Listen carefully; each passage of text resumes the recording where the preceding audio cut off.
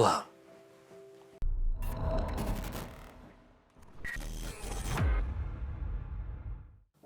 Le pourquoi est d'ordre machiavélique. Tu vois, le problème de la valeur perçue, c'est qu'elle est directement liée à la validation sociale.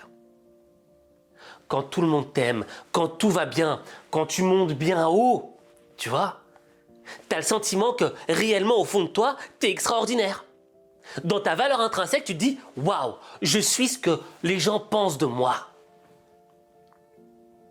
Mais le jour où tu commences à ressentir que tu es sur la pente descendante, que tu n'as plus le même succès qu'auparavant, que tu commences à enchaîner les échecs, que tu es devenu has-been, que les gens commencent à se moquer de toi,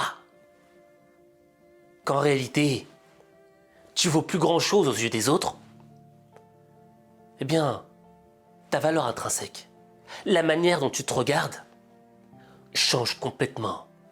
Elle s'inverse. T'as le sentiment d'être une merde.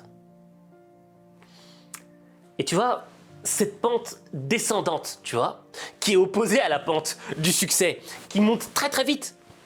La pente descendante, elle est lente. Et au fait, elle a 3 éléments en particulier. Tout d'abord, elle a la peur du boxeur. Je m'explique. Un boxeur, avant de monter sur le ring, il a une peur.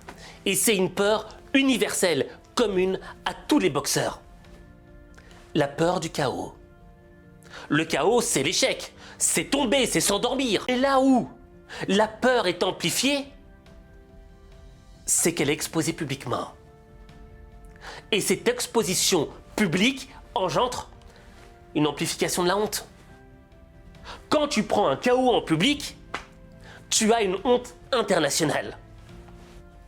Eh bien, tu vois, quelqu'un comme Loana, qui était exposée publiquement aux yeux de toute la France, le jour où elle a commencé à descendre sur la pente, le jour où elle avait moins de succès, où elle a commencé à avoir des échecs qui se sont vus aux yeux du public, sa honte s'est amplifiée. Son mal-être a commencé à grandir, puisque la valeur perçue était fusionnée avec la valeur intrinsèque. Elle avait moins de validation sociale.